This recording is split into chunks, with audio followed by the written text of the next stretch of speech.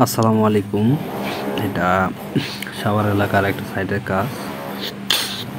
তো কনস্ট্রাকশন সাইডে তো এগুলো হলো বোর্ড। এটা হলো 3 গ্যাং বোর্ড, আর প্রথমে 2টা হলো 1 গ্যাং বোর্ড। আর এগুলো আমাদের বড় ভাই। তো বোর্ড বসানোর আগে অবশ্যই এটা ভিজায় নিতে হবে, বোর্ডের অংশগুলো। তো আমরা ভিজায় নিছি। তারপরে এখন মশলাটা বালুটা ভালোভাবে নরম করে দিয়ে তারপরে এই যে বোর্ডে লাগানো শুরু করতে হবে। ঠিক বোর্ডের চারপাশে বালুটা ভালোভাবে লাগানোর পর বোর্ড লাগানোর পালা। দেখেন আপনি যে হিসাবে বোর্ডটা লাগাবেন, তো ওই হিসাবেই এই বালুটা লাগাই নিতে হবে এবং বোর্ডটা বসায় দেখতে হবে।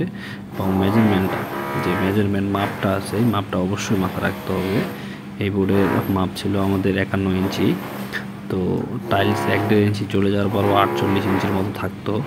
1, 1.5, 2 বা 3 গেলেও। আর 50-এর আশেপাশে বা মানে 48-এর উপর বোর্ড দেওয়ার নিয়ম। ইলেকট্রিক লাইনের যে মাপ আছে, সুইচ বোর্ড 48 ইঞ্চি, ফ্লোর থেকে 48 ইঞ্চি। তো টাইলস যখন লাগাবে ঠিক 48ই হবে। এবং বোর্ডটা বসানোর পর দেখেন মেজারমেন্টটা করার পরে, দূর থেকে মেজারমেন্টটা করার পরে তারপরে অবশ্যই এই যে বালুটা আছে, বালুটা বোর্ডের সাইড দিয়ে যে ফাঁকা জায়গাগুলো আছে, ফাঁকা জায়গাগুলোতে ভরাট করতে হবে।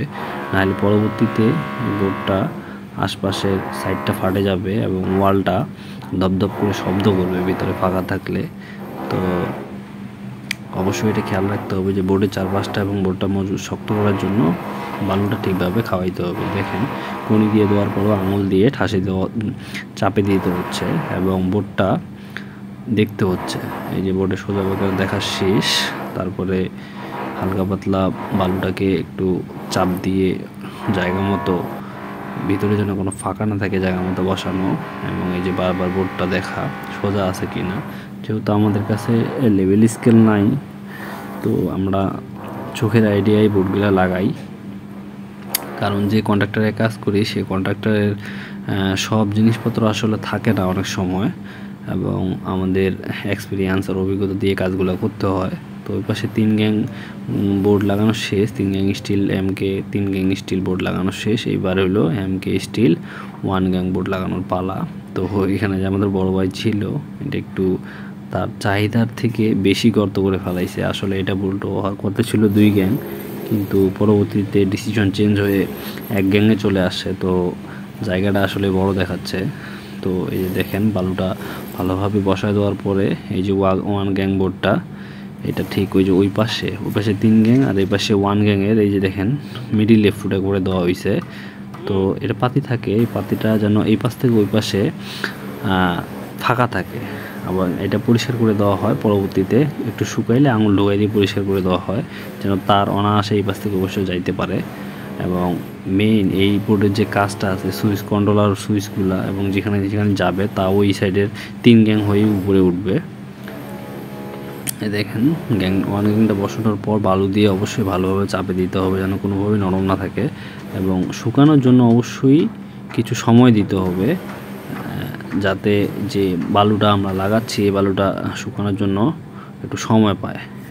এবং কণি এবং আঙুল দুইটারই অবশ্যই চাপে চাপে বোর্ডগুলো লাগাইতে হবে যেন ফাঁকা না থাকে কোনোভাবে।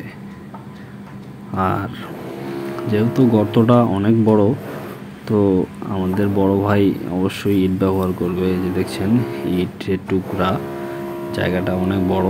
তো বালু দিলে এটারে আজকে রেস্ট দিতে হবে, তো সময় নাই। তো এটারে ইট চাপা দিয়ে আবার বালু সিমেন্ট মারে একটু ভরাট করে দিতে হবে, যাতে আসলে বালুটা যেন ছুটে না আসে বা ফাটে না যায়। এই জন্য ইটের টুকরা ব্যবহার করতে হয়।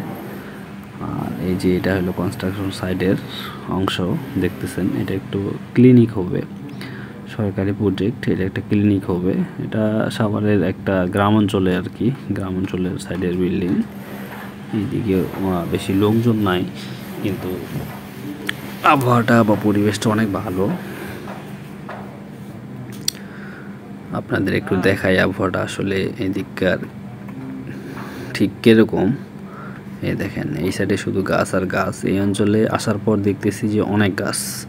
আর এই অঞ্চলে সবথেকে একটা জিনিস বেশি ভালো লাগলো, জায়গাগুলো খুব ফাঁকা এবং প্রতিটা রাস্তার ধারে আমাদের দেশি নিম গাছ। এই নিম গাছ এই অঞ্চলে প্রচুর।